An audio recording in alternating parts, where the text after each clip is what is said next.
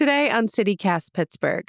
At any given time, there are around 1,300 children in foster care in Allegheny County, and almost a third of those older kids identify as LGBTQ.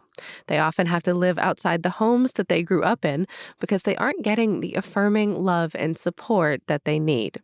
Today, we're talking about why.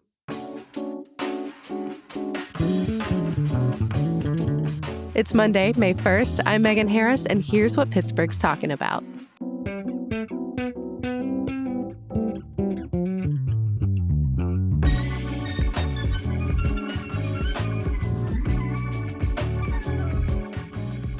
I'm with Jamie Simmons, the Chief Engagement Officer for Every Child, Inc. Hey, Jamie. Hello.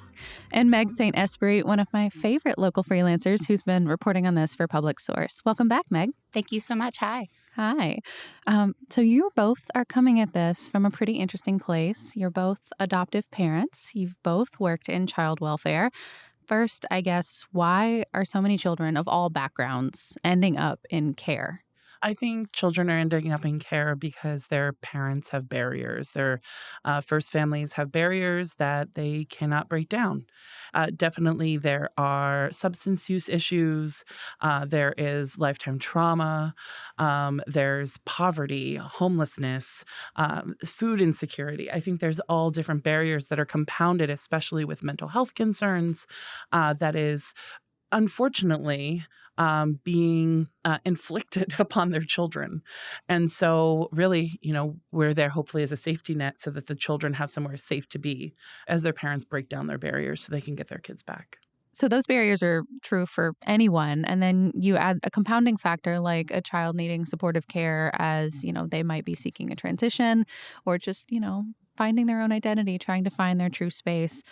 Meg, the numbers you reported in your story for Public Source are stark, like 4,000 kids out of 13,000 identifying as LGBTQ and needing foster care. That's enormous. Yeah. And, when I first came up with the idea for this story and pitched it, I pitched it because we had friends that were our foster families who have kids who are coming out, who have kids that are queer in their home. And we're really just talking about the lack of support that there was. And so I started poking around, and it was just a much broader issue than I ever realized. But just like Jamie said, there's already so many barriers that are having kids land in foster care. When you add another layer of a kid that is struggling with identity and families don't know how to support it, it's often just a perfect storm for crisis. Do we have enough families to take care of children in these circumstances? Absolutely not. Never. No. What's holding us back? So the number one, when I'm out talking to people about being a potential foster parent, the number one thing I hear is I could never give them back. And so they feel, I think, potential foster and adoptive parents feel that they don't want their heart to be broken when the child reunifies. And we start breaking that down in our pre-certification training. And I'm going to say I probably came from the same place when we were looking to add to our family. When we started our foster to adoption journey, we came in wanting to only adopt and not understanding the system. And I think once my wife and I really understood the system and understood the barriers these children were facing and the barriers their families were facing, I started having a greater appreciation to really understand the birth parent journey. And I think that helped me be a better foster parent. It helped me really root for reunification when it was possible. And I think that queer families for a very long time or queer couples or queer individuals didn't think they could be adoptive parents or foster parents. Well, queer families have been told historically that they can't participate in society on so many levels. So, of course, they would have internalized this message that that's not for me either. Exactly. And there's actually misconceptions that single parents can't be foster parents or that you have to own a home or that you have to be a millionaire or a stay-at-home mom. And those are misconceptions about foster care that I am constantly answering when I'm talking to potential foster parents. Well, and Jamie, I want to talk a little bit about kind of the work that you do with Every Child. How do you start these conversations? Kind of what's the process, and how do you make folks feel good about what comes next? Because so often, so much of this is rooted in a place of trauma, and it's really hard to get past that moment of, okay, this sucks, this is sad, to, okay, this is what can come next. So I'd like to think that they leave with a positive message, and I don't know if they do now that I think about it. So Let's assume that let's they do. assume that they do. You seem like a very rosy person. So Everybody loves her, by the way. Every single person I talked to. I was just at an adoptive moms retreat, and it was like the Jamie fan club. And it was Oh, I love that. the Jamie fan club in the foster care community. So I talk to a lot of foster parents, potential foster parents, and we talk about the rough stuff. We talk about that it's not rosy, and we talk about, which I think is different from the experience I had when I first became a foster parent. Yeah, how so? So my wife and I were first foster parents in Massachusetts, Mhm. which is a completely different foster care system than Pennsylvania. It's set up completely different. We went in, as I mentioned before, to adopt a 4 to 8-year-old little girl, which we've never had in our home, by the way. It's an interesting fun fact. Never had a 4 to 8-year-old little girl. That was kind of our dream. And we really quickly, when we went to these information sessions, these really rosy pictures were painted for us of this plethora of children waiting to come to my home, and it really it didn't sit right with me. I was like, I don't really think that this is the way it is. And when we got into the system, I realized that wasn't the way it was. So when we moved to Pennsylvania, we chose another agency because obviously we were coming down to Pennsylvania. And I kind of knew better to kind of fall into the rosy thing. And so when I finally had the opportunity to do foster parent orientation sessions, I was like, we're going to tell people the truth. Mhm. And I'm not going to do a sales pitch. And I'm going to tell them why we need foster parents. And we say at the beginning of our orientation or our information session, we don't care if you come to every child. We just want you to have information about being a foster parent. And I think people appreciate that honesty that we give them. One of the first things when I'm talking to new foster parents during orientation, I tell them that it's not about you. Nothing is about you. This isn't a comparison of you to biological parents. And really, you are a safe place for children. That is what is about you, and nothing else is. And once you kind of accept that as a foster parent, that you're a safe space and that you're there to help the community, it's a different journey.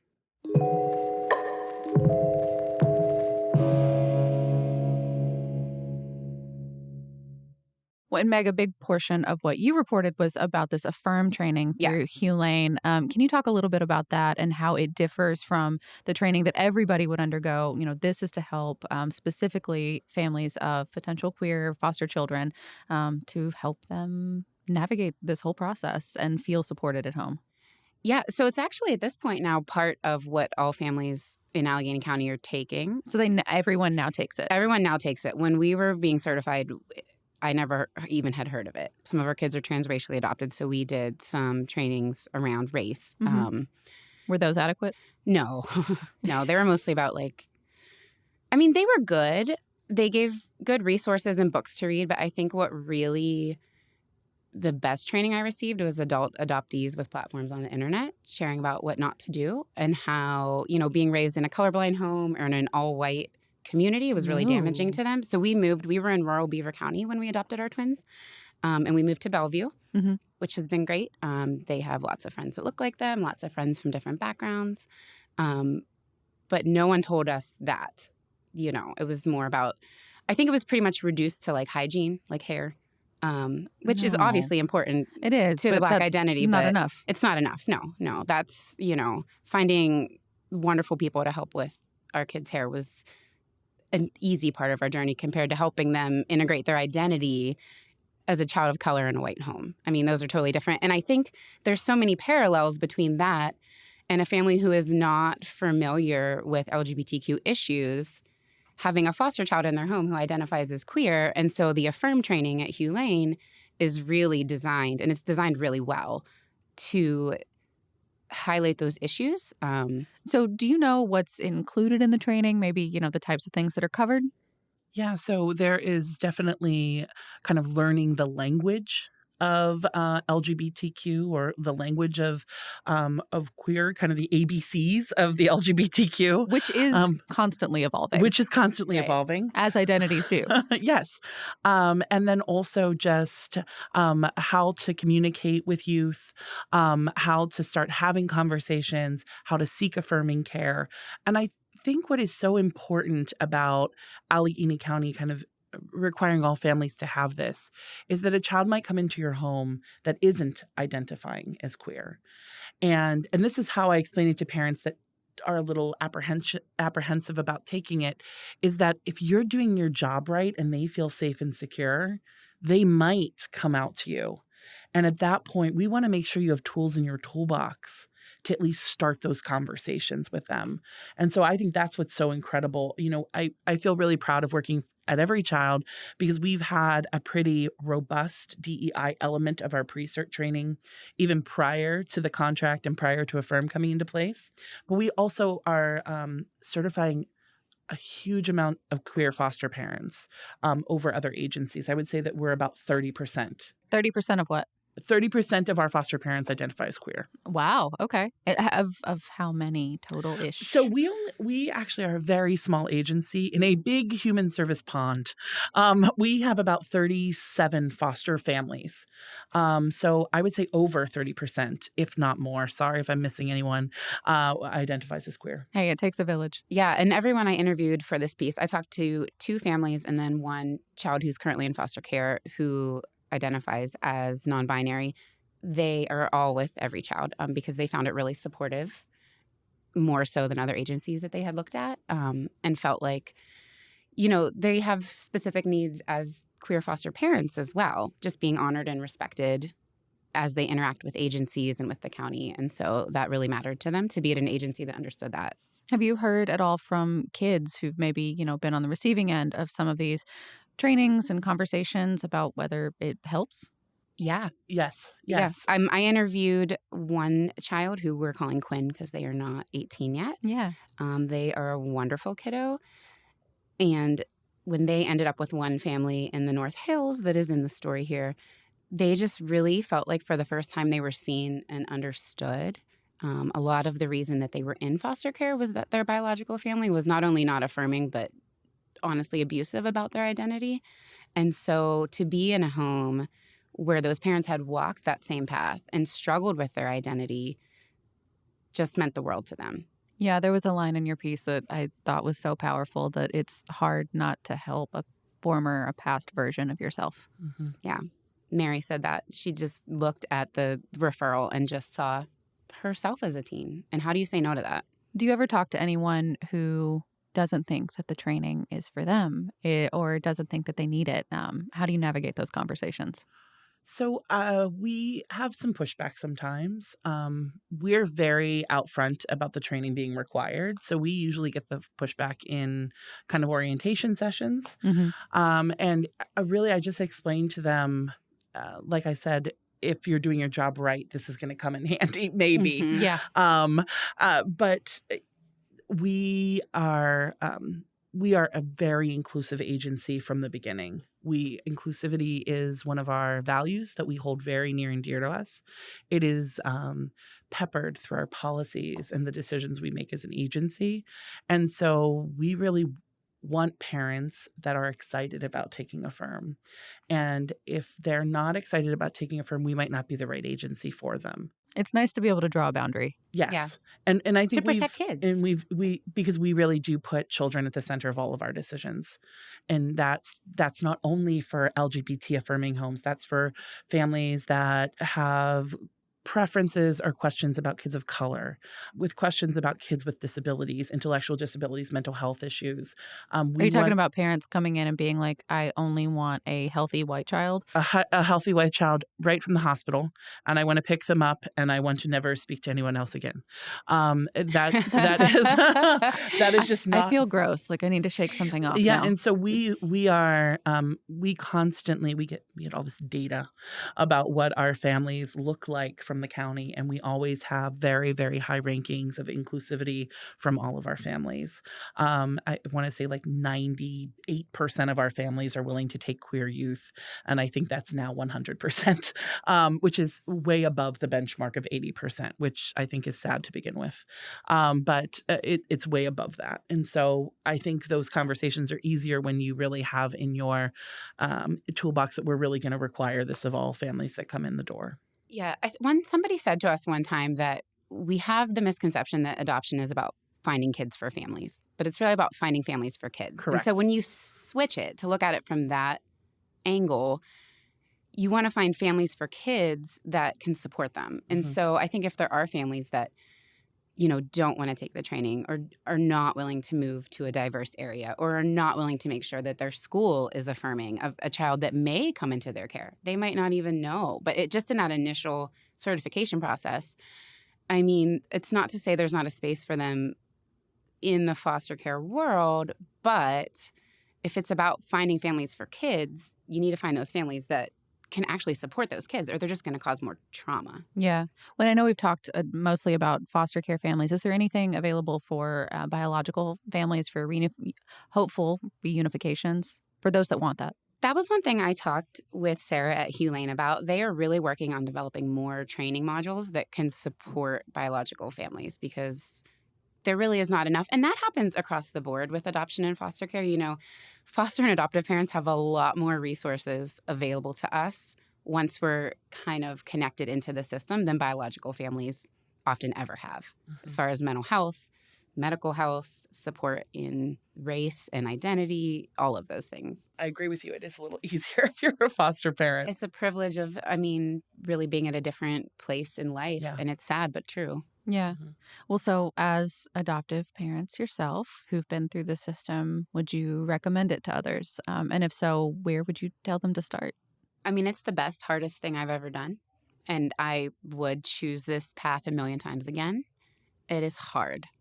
And it's hard for the kids. And I don't want to put it all that it's hard for us. It's hard to parent kids from hard places that are dealing with hard things. And that doesn't stop. People will say, our children were all very small when they came into our home. Yeah. But they are living as adoptees for their entire life. And those questions and the sense of belonging and the identity issues, those go well into adulthood. It comes up again a lot of times when adoptees become parents. But yes, I would do it again. I would say if anyone asked me, should I be a foster adoptive parent? I would say yes, but do your homework and find your support network. You can't just go in thinking adoption is like a Hallmark movie. Yeah. Because it's not. No, and it's different for every family. Mm-hmm. I agree with you wholeheartedly. It is the best thing we have done. It's the thing I'm most proud of is being a foster mom. We had 13 placements. Oh, wow. Wow. Prior to our son being placed with us. And that's over 2 states. But 13, And many years, I assume. Not as many as you'd think, but yes. But we had 13 placements before before our son was placed with us. And even when we were moving to Pittsburgh in an interview, I think I was asked what's the thing you're most proud of? And, some people are ripping out these spreadsheets of their sales. And I'm like, being a foster mom, because it is just this experience. We really look at it. My wife and I look at it as investments in the community and doing what we can for kids and families. But it's a roller coaster. Mm-hmm. It's different for every single family that I've been through pre-cert training, both as a child welfare kind of tertiary employee. Like I work in engagement. I'm not on the front lines. But you have been in the past. But I and all the families that I have seen, some have picked babies up from the hospital and adopted in 6 months. And some have. I was raising my hand. We didn't request or plan that, but it did happen. But it happens. And some families have kids for 2 days and they go home, and then there's journeys in between. And as long as you're willing to kind of stick in the journey and go up and down the roller coaster, foster parenting, and if adoption is in your path. Adoption too is probably one of the most important things you can do is to provide a home for a kiddo that doesn't have one. But someone told me when we were looking to adopt, when you domestic infant adopt, you pay with your dollars, and when you adopt through foster care, you pay with your heart. And it was so true when we adopted our son. So. Jamie Simmons and Meg St. Esprit, thank you both again for what you're doing here and also what you're doing to try to get the message out, you, Meg, and to help our community. Really appreciate it. Thank you. Thank you so much for having us.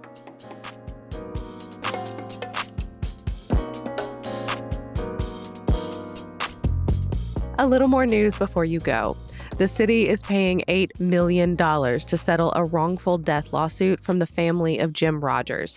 We talked about him on the show. Rogers died in 2021, a day after police shocked him with a taser over and over again in Bloomfield. The family's attorney told reporters it's the largest amount the city's ever paid to settle a civil rights case. He also shared recommendations for improving policing, including training officers on how to de-escalate situations and how to provide medical care after deploying tasers. You might remember 5 officers were fired in connection with Rogers' death, and 3 others were disciplined, but none of them have been charged with a crime. And don't forget, today is the last day to register to vote or change your party affiliation for Pennsylvania's closed primary on May 16th. We'll include links in our show notes where you can register or check your registration.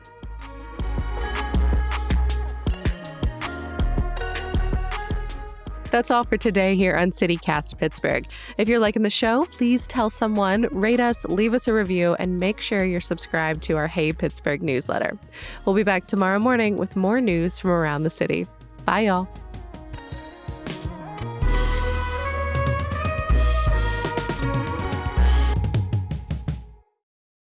And then you can't vote if you're an independent. It's stupid.